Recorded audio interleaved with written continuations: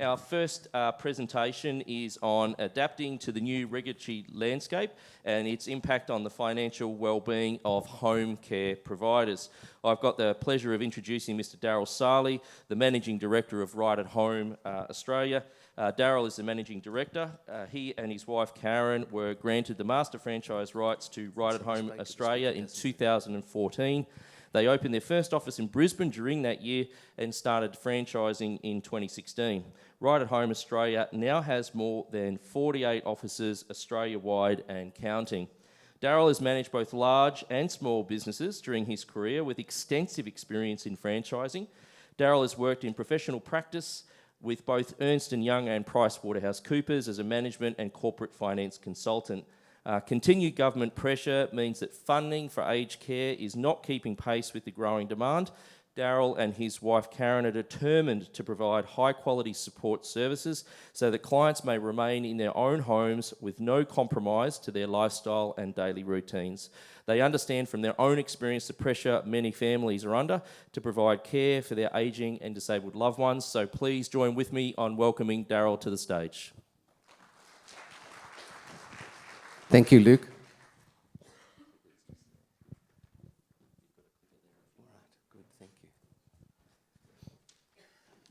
Holding this, I feel like I need to break into song. I may well do that, actually. This is a bit off. I'm slightly at cross purposes here, so I've got this group over here, and I've got to try and keep looking over here too, plus looking at the slides, so bear with me. Right, so just to build on what Luke had said, very kind words, thank you, Luke. Yes, we are based in Brisbane. We did begin the business back in 2014, and when I say began the business, I'm talking about a carpet in a room, literally.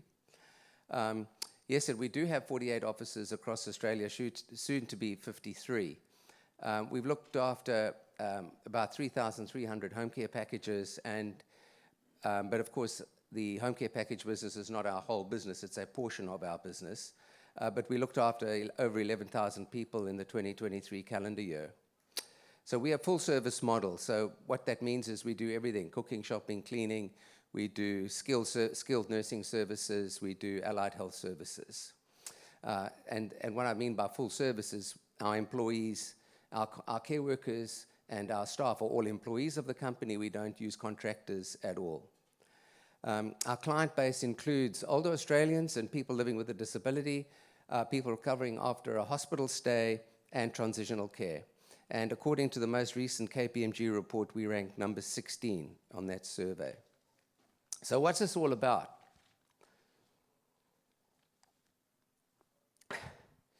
Well, is there a problem? I would submit there is a problem. The Stuart Brown survey showed that nearly 40% of home care providers are reporting an operating loss, and that translates to about 340 businesses. And when you think about it on that scale, that's a pretty scary number. Margins are being squeezed.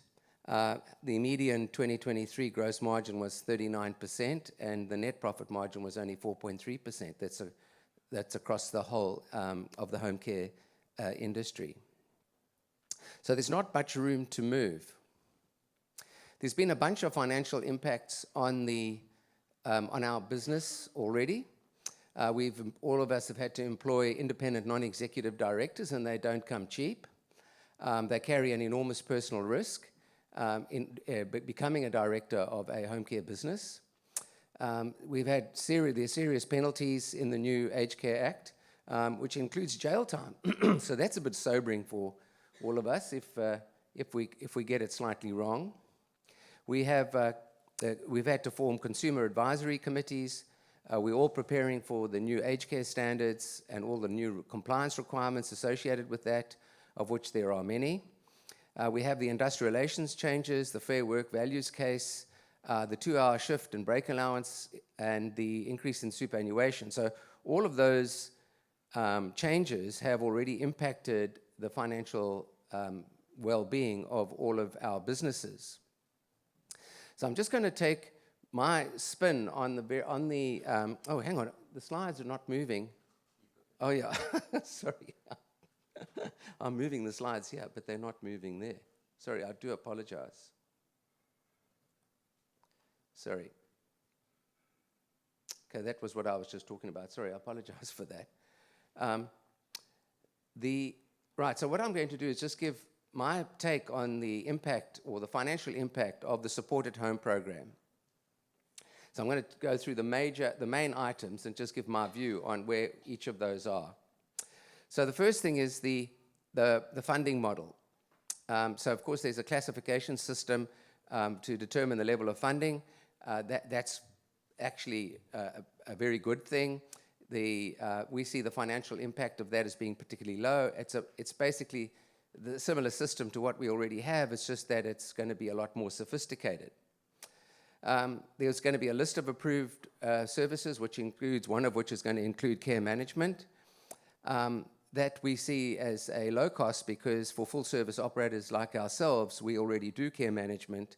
But it may have a very high impact on businesses that are labor brokers or Uber care companies or self-managed operators who don't at this point do care management. There's going to be a list of approved assistive technologies and home modifications. I think this is excellent news because there's a lot of, sort of difficulties associated with the definition of these things at present. And the fact that they're going to bring clarification and transparency to this, I think, is an excellent development. As far as the supported home, sorry, just get to the next one. Are we there? Sorry, I'm just trying to get the hang of this.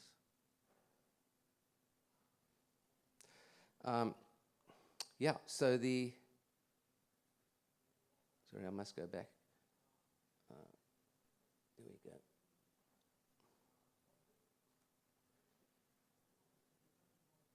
Right. So the access to the services via a single assessment system we see as low impact. Once again, that's the same system as we have at present, just more sophisticated.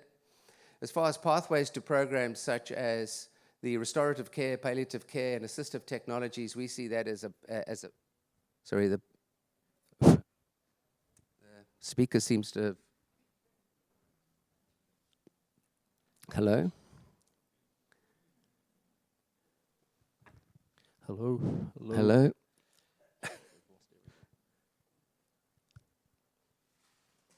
Check. 1, 2. Hello? 1, 2. Hello? No, it's not there either. So we're short hiatus here. We need someone with a joke, team. Actually, I can project my voice, Luke. So I'll have a crack at the. You might want to see how you go, Daryl. All right. You mind? Yeah, no, I'll give it a. Can everyone sort of hear Daryl? Can everybody hear me back there? Okay, excellent. Well, we carry on. There's going to be eligibility for thin market funding, which I think is, from a financial impact point of view, is low, but it also provides an excellent news for regional and remote operators. Hello? No, it's not there. There's the quality measurement process or the Mic quality check, indicators for home care. Once again, we see that as a low financial cost because we already do that. But it could be very high impact for labor brokers and Uber care companies, the self-managed operators who don't have systems that can collect this data. From a funding of ongoing services perspective, so there'll be 11 client classifications determine client's budget level. So frankly, that's not much different to what we have already, just maybe a more sophisticated system to make those determinations. Quarterly care receipts and budgets we don't see as having a great impact, but you do need to have pretty hotshot assessment and accounting systems in order to cope with that. But it is high impact if you don't have those systems.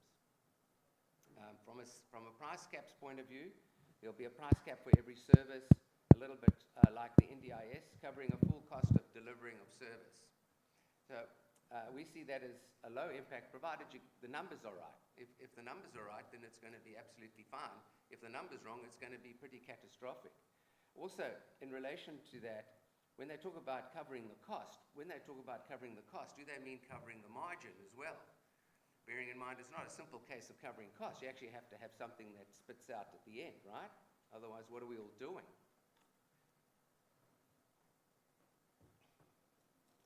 The new pathways to manage the ongoing services. So there's as I mentioned, the assistive technology and home modification program. That's all very excellent news for clarification purposes, diversification of services. That's all very good news. The same applies to palliative care. It's an excellent opportunity for diversifying our businesses. And it's a very, very important market and a very important service for our industry. The same applies to the short-term restorative care program, which once again also provides excellent opportunity for diversification. And the individual services to be approved through the integrated assessment tool, as I've said already, I don't see any cost impact associated with that. Okay. Hello. Oh, goodness. Well, that was all right. Well, now I've got to hold two things.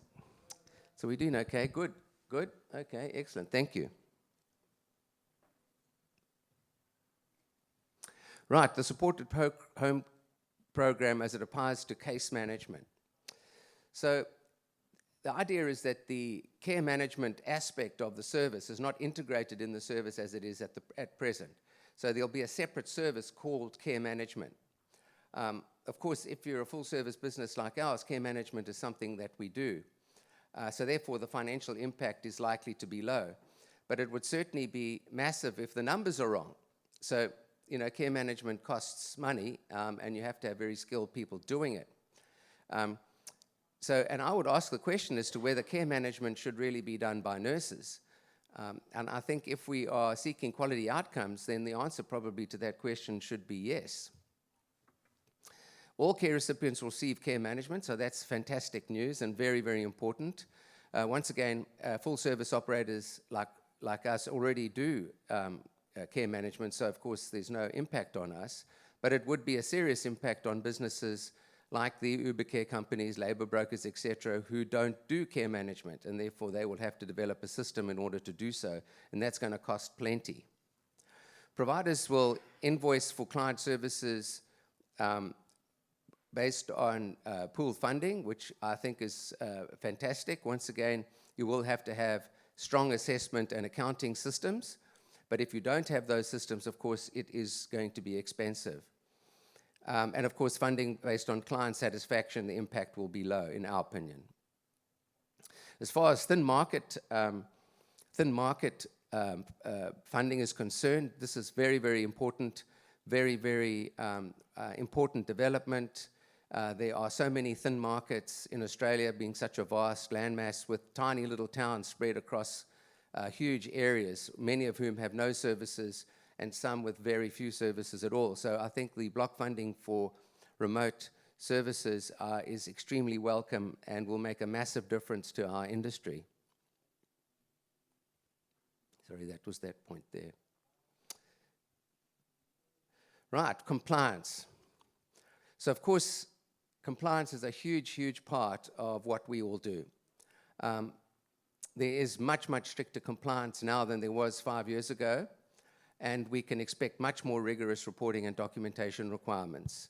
The financial impact of this is high, and the reason being is that there's a limit to what technology can do. So we can buy fancy systems and software and do all the very clever things, but at the end of the day, you need people to do this.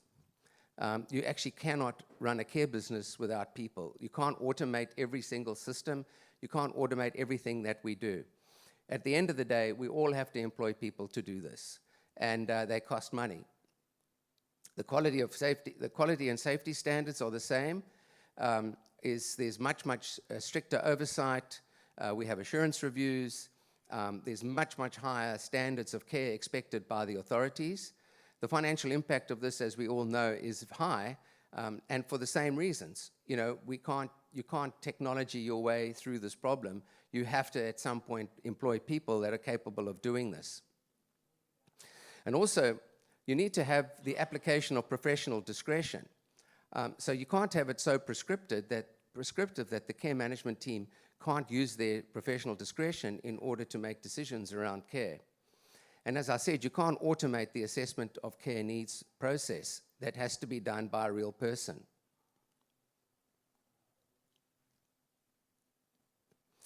So compliance costs for small and medium-sized providers are going to become an increasingly serious problem, because whether you've got 100 home care packages or whether you've got 1,000 home care packages, the systems are pretty much the same. And therefore, the costs are spread over a much smaller revenue base. So the impact on small operators is going to be high, and well, it's on everybody is going to be high, but the smaller operators are really going to be under much greater pressure. There's also operational disruptions caused by changes in compliance. And the impact of these operational disruptions when you have to implement a new system can be huge. Once again, that impacts very large providers and small providers equally. An example of a very high impact was the recent increased implementation of break allowances. Break allowances, sorry, I'm gone again. Yep, I'm gone. And you might, all of you that had to implement break allowances, you know what the cost impact of that has been, how difficult that has been to manage how many systems you've had to implement in order to correctly account for break allowances. And then brokerage services now need more sophisticated contracts. So it's not going to be a simple case as is at present, where brokerage services are relatively easy to contract for. The relationship between providers and contractors is going to get way more complicated. And there's going to have to be ways of trying to share the obligations and share the accountability related to delivering services using brokerage services. And also, we have the associate provider definition in the new legislation, which kind of sucks brokers into the system to a much greater degree. So the pressure on businesses that use brokerage services is going to be significant. So what does all this mean? Well, in my opinion, it's a double whammy. It's the reform agenda, which is already causing financial strain, where we have very thin margins. We're going to have much significant increases in costs related to implementation of the regulatory environment. And our workforce is getting more and more expensive. And not all workforce changes or funding changes or wage changes are in fact funded. Many of them are not funded, and of course we have to absorb those costs. But when we might put a 3.75% increase for care workers, for example, but the knock-on effect is for the whole organization, because your whole wage system then jumps 3.75%, right? You can't discriminate between your care managers and your coordinators and your people working in the office and all the admin people. You can't say, you know, they've got their hand up for an increase as well, right? So, you know, it's not a simple case of just of what happens in the award system. It's the knock-on effect of the award system on all the rest of the organization. For example, superannuation is going up 0.5%, right? Who's getting to fund that? All of us. And it's not like we're getting any more money. We just got to find the 0.5%, right? So financial stress works against the overall aim of improving quality outcomes. The more stressed an organization is, the more difficult it is. It just doesn't have the money to improve quality outcomes. Quality is an expensive word. Financial stress works against the ability to differentiate. Of course, all of us are in the industry. We have to find ways of differentiating our respective services. We have to find a hook which makes us different to the rest of the market. And that way we can attract clients to our services. So financial stress makes it very, very difficult to differentiate, right? Because it costs money to do so.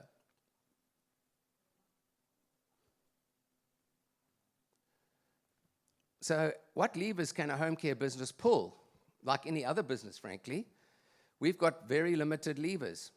We can pull the price, we've got direct wages, we've got service levels, we've got operating costs, and we've got a return on investment. These are the only levers we have available to us. So as you remove a lever, so you've got to find something else. So of course, price at the moment is, as you know, variable, but price is going to become fixed. So the price lever, or the ability to differentiate your services based on quality, which impacts on price, that is going to be removed. Direct wages cost is largely out of our hands because it's part of the modern award system. So we can't pull the direct wages lever either. The service levels, in other words, how we deliver services and the quality of our services and the way we deliver services, that lever remains. The operating costs, of course, are pretty similar. I mean, if we put all of our various profit and losses on the same on a table here and all had a look at them, they'd all look pretty similar, actually, in relation to what our cost structures look like. I mean, we all have photocopy paper, we all have a telephone account, we all have those things. There's not massive difference between us. We're all pretty much the same. But of course, the overall cost of doing business, we're going to add maybe another 10% to the total cost of our business to cover all of these compliance issues. And of course, when you reduce cost, you reduce service levels. So it's not going to be a simple case on going on a massive cost-cutting exercise, because you've pretty much done that already. So it's not, there's not a lot of room open to us there. And then finally, return on investment. Now, many of you in this room may well be not-for-profits, and many of you may be for-profit organizations. I suggest there's not a hell of a lot of difference. We all have to get a return on the capital employed, right? Otherwise, what are we really doing here? So, return on capital employed is something that shareholders are super interested in. So those of you that have shareholders are knocking on the door saying, hey, how are we going on the returns, right? You have to go back to your shareholders and say, well, actually, you're going to have a much lower expectation of returns going forward because we don't have the, we're just not producing enough profit. Their argument would be, well, hang on a minute, well then, I'm going to withdraw my money from this and I'm going to go invest my money someplace else where I can get a better return. So, it is kind of complex. So what is the impact of low returns? Now, as you saw in one of my first slides and my opening statement is that the current margin, or as per the Stuart Brown, is around 4.5% at the median. So that's a very, very thin margin, right? So, of course, if we're going to have additional cost in our businesses, of course, that margin's going to come under more pressure. But of course, the impact of low returns is that returns provide options for differentiation. So the higher the return on the business, the greater the amount of capital or money available to invest in the people and in systems and in services. Low returns remove the ability to differentiate, as I said earlier. We all have to find ways of differentiating our services, otherwise we're all going to become exactly the same. The result, everyone ends up doing exactly the same thing, right? Because we don't have any choice. There's no flexibility in the system. There's no movement there. Nobody is motivated to be better. And in fact, we can't afford to be better either. The argument is that if competitors are surviving, then you might survive. So you can look at across the market and look at all your competitors and say, well, they seem to be making it. I'm sure we can make it too. But of course, the consequence of low returns is also the very, very strong temptation to standardize services. Because by standardizing services, you can start to remove some of the cost of delivery of those services. But of course, that's what the whole market will be doing anyway. Right, the pricing of services. Excuse me. So the pricing of home care services is in the hands of the Independent Health and Aged Care Pricing Authority, and that they haven't provided their final judgment on this. But of course, if they get their numbers right, it's going to be fine. We'll all be good. But it could be a massive problem if the numbers are wrong. And it would be catastrophic if they use the NDIS price list. Okay, so I just hope that there's not this temptation to say, well, let's try and save some time and just choose the NDIS pricing, because if that happens, it's all over by the shouting, I would suggest. The unintended consequences of a fixed pricing regime with the wrong numbers is massive. And it's going to be a struggle to maintain a quality service if the fixed pricing regime is incorrect. Fixed pricing always supports low-cost, low-service operators. Okay, so it's the lowest common it's the lowest common denominator. It's just the way it is, and that's whether it's in this market or whether we're coal mining or whether we're doing iron ore extraction. Fixed pricing regimes just have serious consequences for the market, and they do support low-cost and low-service operators and the weakest in the market, frankly. Fixed pricing may lead to discounting, which ends up in a bit of a death spiral as everybody dives for the bottom. Sorry, this all sounds a bit depressing. And when I read it and I listen to myself, I'm thinking, God, this is pretty desperate. And I do feel, when I prepared this, I thought, God, this is pretty awful. How can I actually boost these people in saying, hey, it's going to be okay. It's all going to be fine, you know? And I'm sitting there thinking to myself, is it going to be fine? I really hope so, you know? I really hope so. But anyway, I'm just going to barrel on, and please just bear with me, and I'll try and brighten it up a little bit towards the end. Right, the fixed pricing regimes. Well, fixed pricing removes an important business lever. As I said, it favors the low-cost operators. Profit margins are always going to be squeezed under a fixed pricing regime because you cannot move your price according to the cost inputs that you are absorbing. So it just smashes the margin. The fixed pricing regime provides a very, very strong temptation to cut corners. Okay, well, we just don't have to do that thing, or we don't have to do that thing, or we don't have to do this. You know, let's just try and get through. And of course, it's going to impact client care. But that's the impact of the fixed pricing regime is really that you lose the discretion to make decisions because the number of decisions you can make are so limited. And of course, it also removes your ability to handle complexity because complexity is expensive.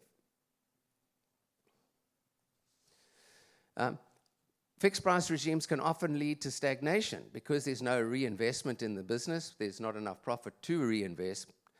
You end up with the fact that you're not going to be innovating, or the industry won't innovate.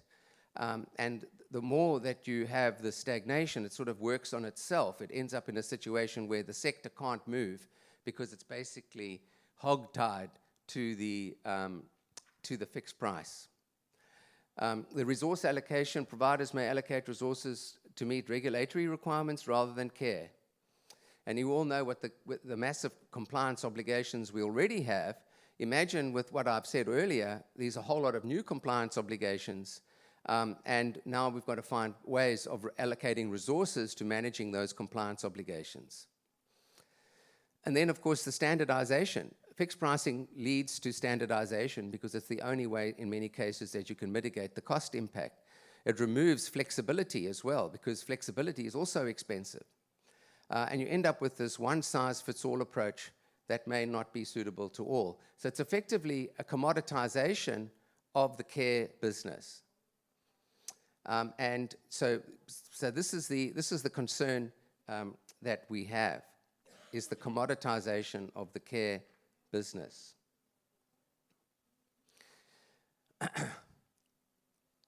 From a sustainability point of view, I've already mentioned that the fixed pricing regime will put pressure on small players. What's going to happen is there's going to be, because remember all the levers I mentioned earlier, one of the things you can do, of course, is increase the size of your business. Whether you do that by way of acquisition or by growing your business, one of the ways of staying afloat is to acquire other businesses and for the industry to consolidate. So the natural consequence of fixed pricing regimes will be a massive consolidation, and we already see that happening now. Massive consolidation, and only the very largest operators will survive because they're surviving on sheer weight of numbers rather than on the actual delivery of services. And of course, the overall impact on clients will be a reduction in service quality if providers cannot meet the demand efficiently. So it'll be a case of this whole shrinking kind of the business to try and get to the point where your costs kind of result in some kind of a profit. And that shrinking process ends up in a reduction in the efficiency and quality of services. So I've just done a little mathematical computation here to give an idea of what I guess I'm talking about. So that first column there shows the 2023 data, and that data, those ratios are all from the Stewart-Brown report. And I've just used a level 4 home care package as an example. The $948 represents 83% utilization, which as Stewart-Brown talk about utilization, which is the amount of the home care package you actually use, and the amount of it that's not used on stuff or used on savings. So using the Stewart-Brown data, you get down to 4.3% profit margin, which is kind of where the industry is at the margin at this point, at the median, sorry. So when we look at the financial impacts, which is the second column, we're talking about the modern award system impact, the stage 3 wage case, compliance costs, and inflation.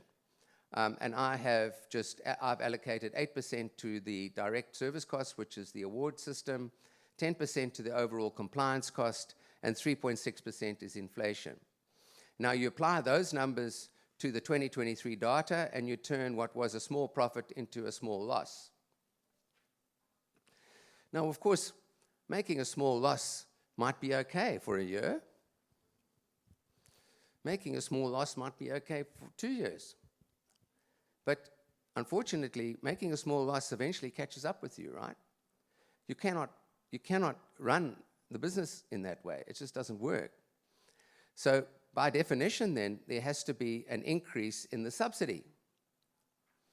Now, historical increases in the subsidy, as you know, haven't been fantastic, and they haven't always compensated for all the cost inputs.